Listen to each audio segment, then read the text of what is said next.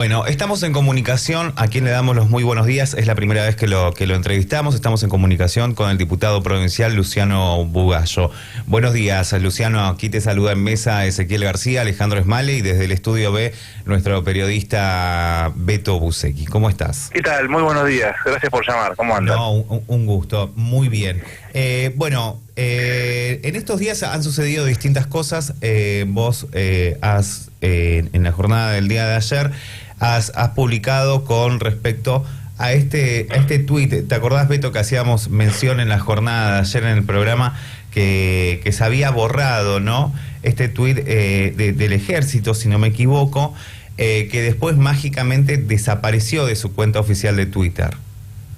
Bueno, lo que dijimos nosotros, buen día, Buga, es un placer. ¿Usted representa qué sección?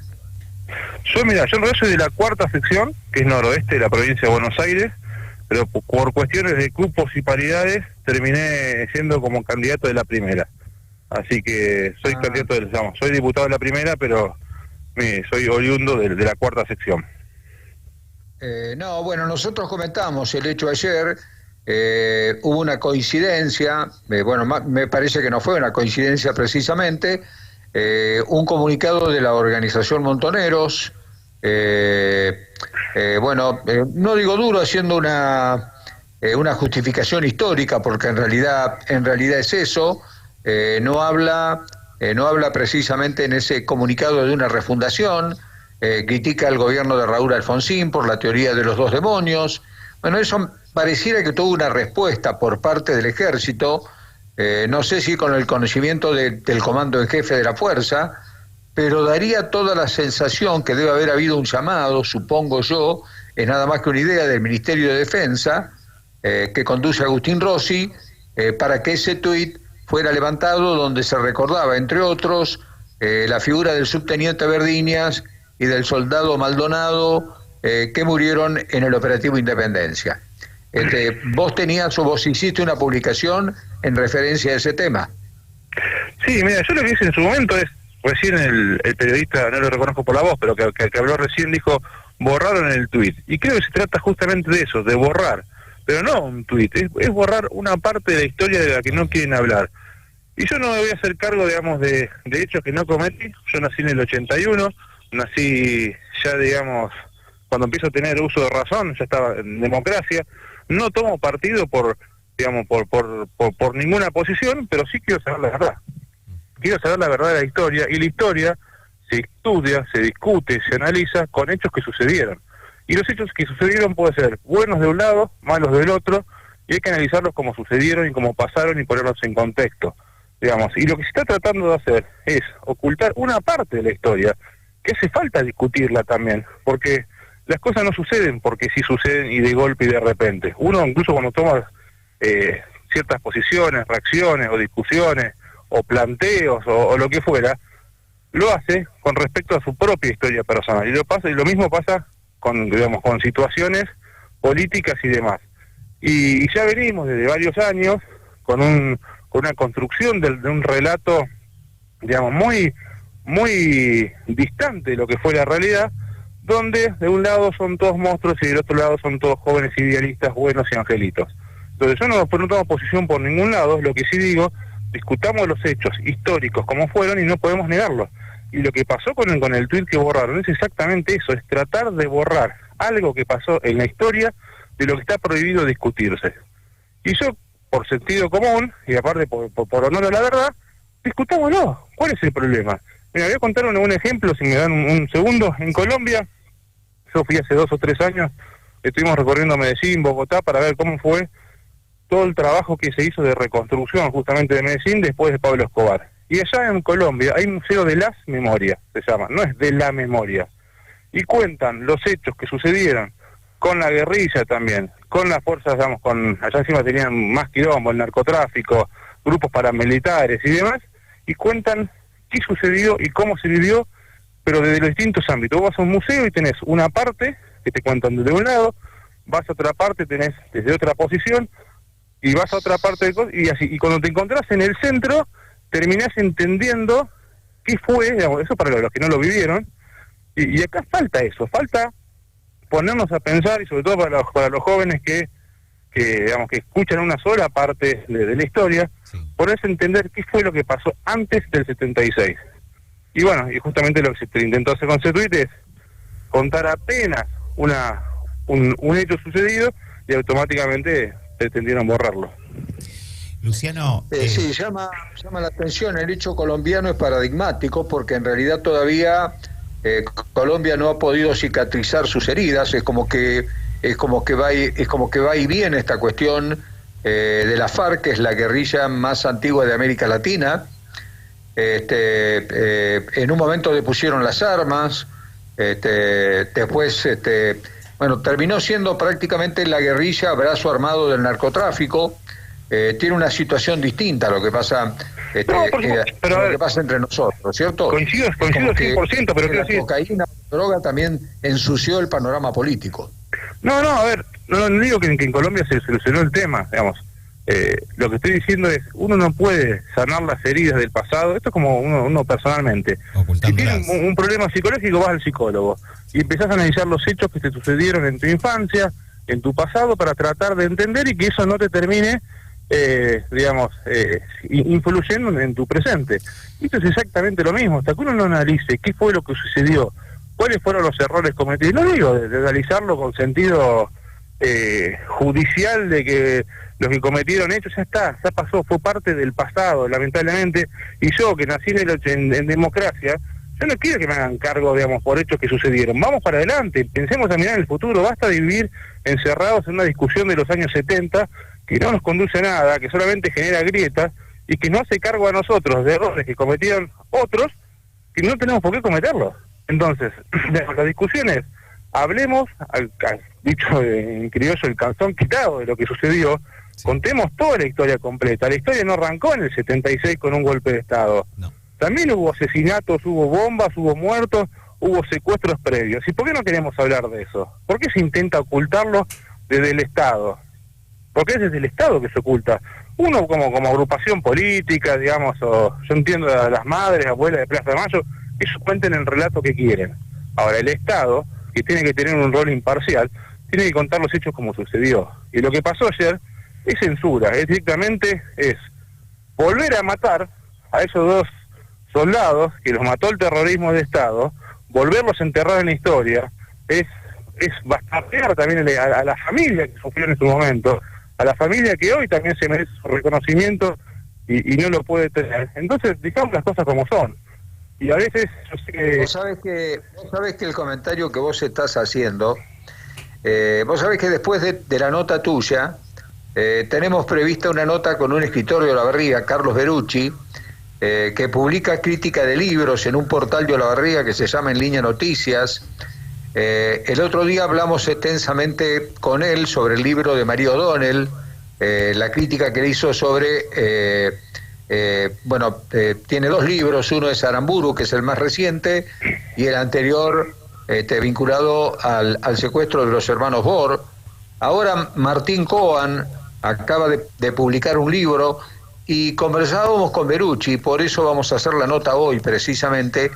¿Cuánta literatura hay sobre los años de plomo en la República Argentina? Y yo la explicación que le encuentro, o la única explicación que le puedo encontrar, es que en realidad todos los que de alguna manera tenemos más de 55, 60 años, de una u otra forma estuvimos cerca de todo eso que pasó, de heridas que todavía no han cerrado, lamentablemente, ya deberían haber cicatrizado.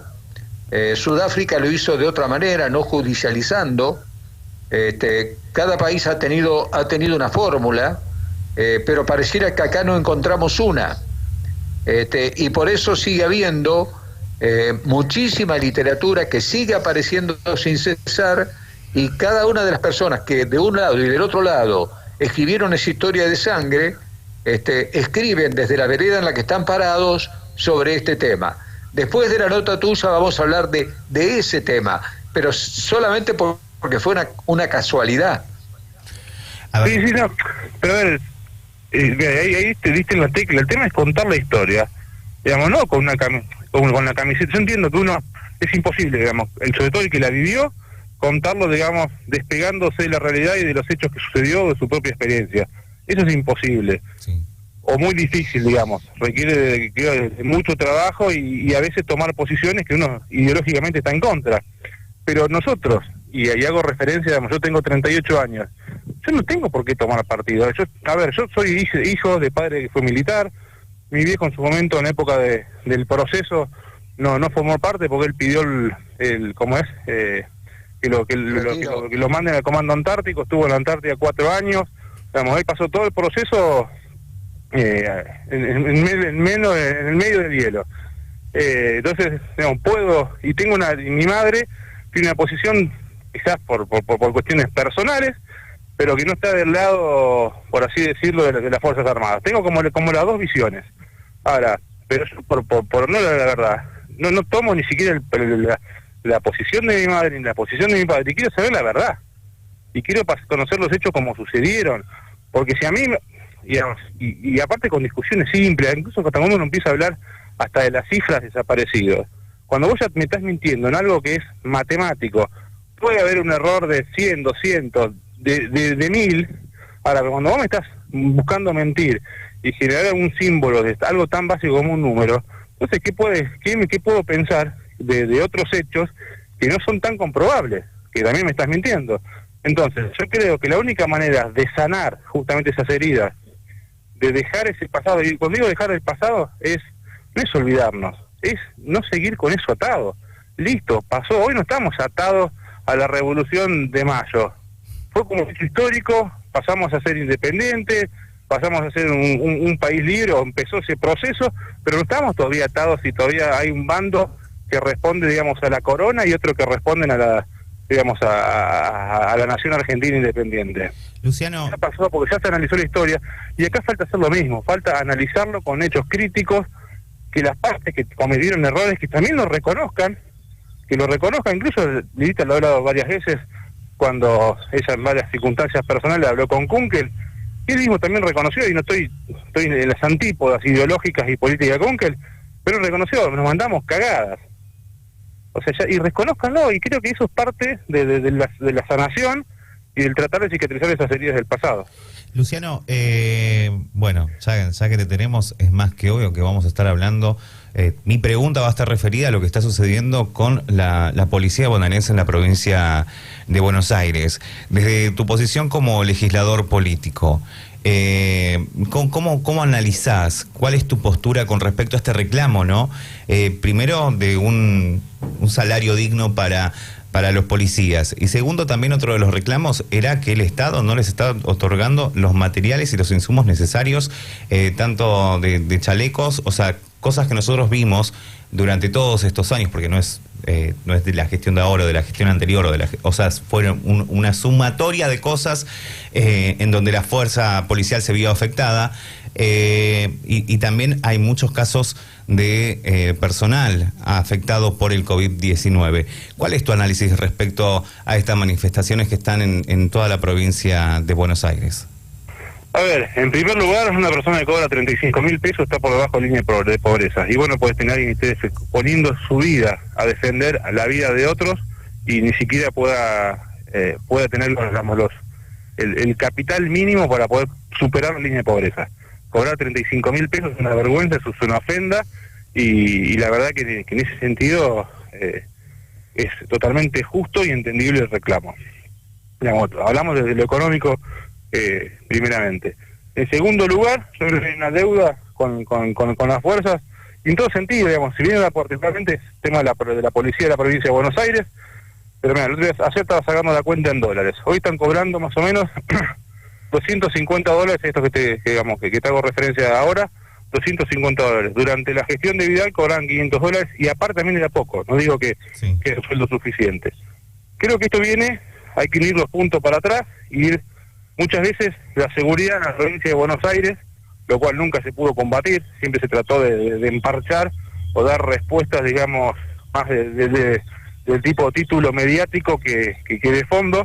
Cuando se cometían hechos, digamos, de inseguridad que llegaban a los medios, que se hacían más, digamos, que llegaban a la opinión pública, muchas veces la solución era, vamos a meter 5.000, 3.000, 2.000 policías más a la calle, vamos a, digamos, pero vos cuando metés esa cantidad de gente y no aumentás el presupuesto y no mejorás las condiciones de los que ya están, lo que terminás haciendo en definitiva es perjudicar la situación de todos. Cuando vos tenés el mismo presupuesto y empezás a incorporar un montón más de gente, un montón de más de policía, en definitiva hay menos guita para repartir y para insumos. Yo creo que acá, digamos, durante años la solución fue incorporar más policías y el presupuesto no se tocó. Entonces lo que hoy está sucediendo es que tienen un sueldo miseria, no tienen equipamiento, los móviles destruidos. Yo me acuerdo cuando llegó el gobierno de Vidal, si dicen que yo estaba más enfocado en Nación, digamos, porque trabajaba con Lita en el Congreso en ese momento, pero yo me acuerdo que tuvieron que hacer toda una entrega de chalecos nuevos, porque los chalecos que tenían en su momento, es más, se hablaba de los chalecos calientes, que cuando volvían se lo tenían que prestar porque no tenían, y el policía tenía que volver a su casa sin chaleco, antibala, y pasó un montón de hechos donde terminaban matando a los tipos, disparándole cuando se volvían de la comisaría, digamos, a su domicilio. Digamos, yo creo que esto es una deuda histórica, sobre todo en este contexto de devaluación y crisis económica, se agrava mucho más, pero yo creo que el Estado como gobierno, ¿no? El gobierno está más enfocado quizás en cuestiones más personales del título reforma judicial que es cuidar a aquellos, digamos, que nos están cuidando a nosotros, porque lo mismo que pasa con los policías, está pasando con los médicos, está pasando con los enfermeros, está pasando con pacientes oncológicos que no están recibiendo las drogas necesarias, digamos, para atenderse. La verdad que lo que está pasando hoy en el país, en un gobierno que está enfocado en llevarnos otro rumbo, a otro modelo de Estado, enfocado en una reforma de la Constitución, y ya que hablo más de lo nacional, no tanto en lo provincial, pero todo tiene que ver con todo, porque la discusión política e ideológica se está dando en un plano nacional, y la verdad que es inentendible no cuidar a los que nos cuidan, en primer lugar, y sobre todo estar destinando las energías en plantear unas reformas a nivel Estado nacional que no solamente nos va a generar erogaciones cercanas a los 10.000 millones de pesos, sino también que nos van a llevar a otro modelo de país que no es el que nosotros conocemos hoy. Sí, inclusive también... muchísimas gracias, muy atento, No, a ustedes, un abrazo enorme. Luciano, muchísimas gracias. Sí. No, muchísimas gracias. Bueno, no va a faltar oportunidad de volver a hablar con vos.